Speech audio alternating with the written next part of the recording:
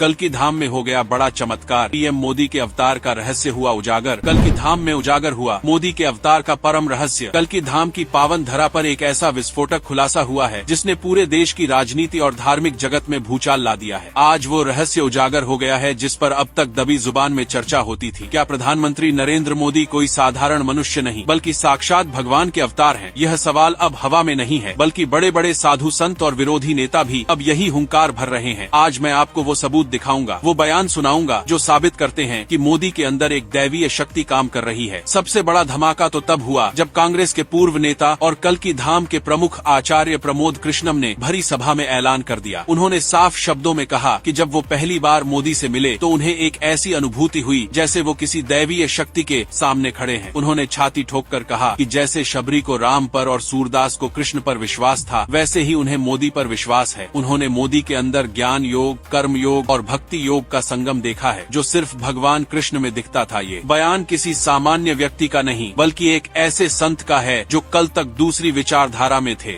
लेकिन यह तो बस शुरुआत है। जरा राम मंदिर ट्रस्ट के महासचिव चंपत राय की बात सुनिए। उन्होंने बिना किसी लाग लपेट के मोदी को विष्णु का अवतार घोषित कर दिया है।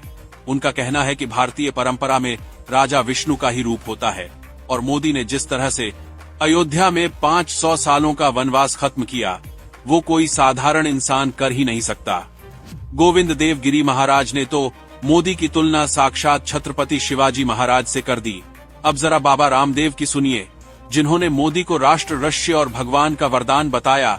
वहीं काशी के विद्वान पंडित छन्नूलाल मिश्र ने तो सीधे तौर पर कह दिया कि मोदी राम के अवतार हैं और उनका जन्म ही दुष्टों का संहार करने के लिए हुआ है। जगत गुरु रामभद्राचार्य, जिनकी भविष्यवाणी कभी खाली नहीं जाती, वो मोदी को अपना अलौकिक मित्र मानते हैं और उन्हें कृष्ण के बराबर दर्जा देते हैं।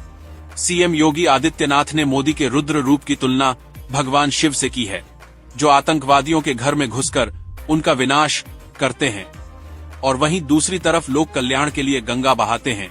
यह सिलसिला यही नहीं रुकता। मध्य प्रदेश के कद्दावर नेता शिवराज सिंह चौहान मोदी को भगवान का वरदान मानते हैं तो कंगना रनौत उन्हें अवतारी पुरुष कहती हैं।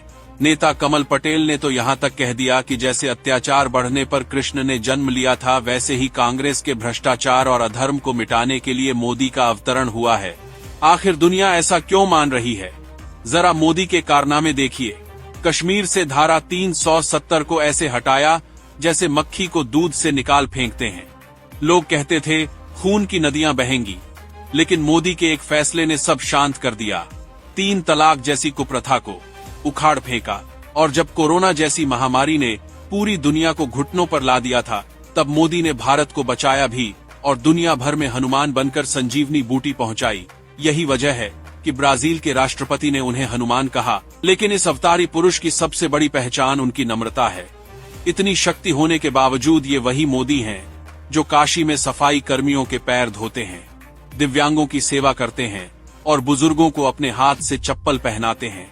ये अहंकार शून्य व्यक्तित्व सिर्फ ईश्वर के प्रतिनिधि का ही हो सकता है। आज दुनिया का हर कोना यही पुकार रहा है कि भारत विश्व गुरु बनने की राह पर है और इसका सारथी कोई और नहीं बल्कि नरेंद्र मोदी हैं। तो दोस्तों, अब फैसला आपके हाथ में है। क्या ये सारे संत महात्मा और नेता झूठ बोल रहे हैं या वाकई हम एक ऐसे दौर में जी रहे हैं जहां भगवान ने अपने अंश को धरती पर भेजा है? मोदी के रूप में जो ऊर्जा और तेजस्विता दिखती है वो किसी आम इंसान की बस की बात नहीं है। अगर आपको भी लगता है कि मोदी में दैवीय शक्ति है तो अपनी राय खुलकर रखिए और इस सच्चाई को जन जन तक पहुंचाने के लिए इस वीडियो को आग की तरह फैला दीजिए। चैनल को सब्सक्राइब कीजिए और देश हित में अपनी आवाज बुलंद कीजिए। जय सिया राम।